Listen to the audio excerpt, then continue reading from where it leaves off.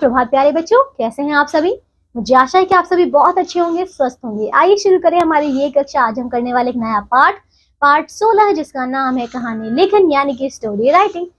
चलिए शुरू कर देते हैं बच्चों। देखिए, कहानी सुनना तो प्रायः सभी को अच्छा लगता है ना, लेकिन बच्चों कहानी कहना और लिखना एक कला है, क्योंकि जिसकी जितनी अच्छी कहानी वही तो अच्छा माना जाएगा। ठीक है, तो इनके कुछ नियम है जिन्हें ध्यान में रखकर हम कहानी का वाचन व लेखन कर सकते हैं। आइए देखिए, कहानी लिखते समय ध्यान रखने योग्य बातें कौन कौन सी है बच्चों। पहली इसमें बात है, कहानी का शीर्षक छोटा और रोचक हो। दूसरा, कहानी में छोटे छोटे वाक्यों का प्रयोग हो। तीसरा बच्चों, कहानी की भाषा सरल और स्पष्ट हो। और चौथा है, कहानी का विषय रोचक हो। ठीक है, ये चार मुख्य बातें हैं। आइए अब हम कुछ कहानियों को पढ़ेंगे बच्चों। सबसे पहले हमें कहानी दी है व्यापारी का गधा। आइए पढ़ें। संकेत बिंदु है बच्चों संकेत बिंदु है व्यापारी, नदी, गधा, नमक की बोरी, पानी, गधे का नदी में गिरना, हल्का, कपास का गट्ठर, भारी होना, गधे का थकना। आइए पढ़ें अपनी इस कहानी को। देखिए, एक नमक के व्यापारी के पास एक गधा था, जिसकी पीठ पर वह नमक की बोरी लाद कर बाजार में बेचने जाता था। एक दिन व्यापारी बाजार जा रहा था। रास्ते में सड़क के किनारे तो क्या था बच्चों, नदी थी। ठीक है, वह देखो गधा गलती से फिसल कर उसमें गिर गया।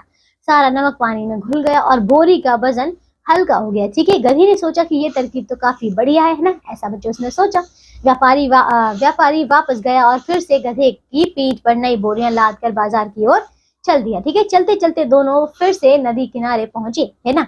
इस बार गधे ने जानबूझकर फिसलने का नाटक किया और नदी में गिर पड़ा। ठीक है बच्चों, यहाँ देखिए चित्र में, वो फिर से गिर पड़ा। अब क्या हुआ, नमक फिर से पानी में घुल गया और बोरी का वजन काफी हल्का हो गया। लेकिन व्यापारी ने गधे की चालाकी को समझ लिया। ठीक है, वह फिर से वापस गया और इस बार उसने गधे की पीठ पर रुई का गट्ठर लादा और बाजार की ओर चल दिया। चलते चलते वो फिर से नदी के किनारे पहुंचे। ठीक है, गधे ने इस बार फिर से वही चालाकी दिखाई। वह जानबूझकर फिसलकर नदी में गिर पड़ा, लेकिन इस बार वजन हल्का होने की जगह काफी भारी हो गया, है ना। व्यापारी ने जोर से ठहाका लगाया और देखो गधे से बोला, ओ मूर्ख गधे, मैं तुम्हारी चालाकी समझ गया हूँ। तुम्हें पता होना चाहिए कि कभी कभी जरूरत से ज्यादा चालाक बनना भारी पड़ जाता है। तो देखा आपने, कितनी अच्छी कहानी थी, है ना। समझ गए तो बच्चों, इसी प्रकार की कहानियां भी आपको लिखनी सीखनी है ना। आइए हम दोहराते हैं, हमने इस पाठ से क्या सीखा, आओ दोहराएं। कहानी का शीर्षक बच्चों छोटा और रोचक होना चाहिए। और दूसरा, कहानी की भाषा सरल और स्पष्ट होनी चाहिए। ठीक है बच्चों, तो आज के लिए सिर्फ इतना ही। अब हम मिलेंगे अगली कक्षा में एक नए पाठ के साथ। तब तक के लिए आप इसका अभ्यास कीजिए, नई नई कहानियां बनाइए और खूब मजा कीजिए। ठीक है बच्चों, अपना ध्यान रखिएगा। बाय।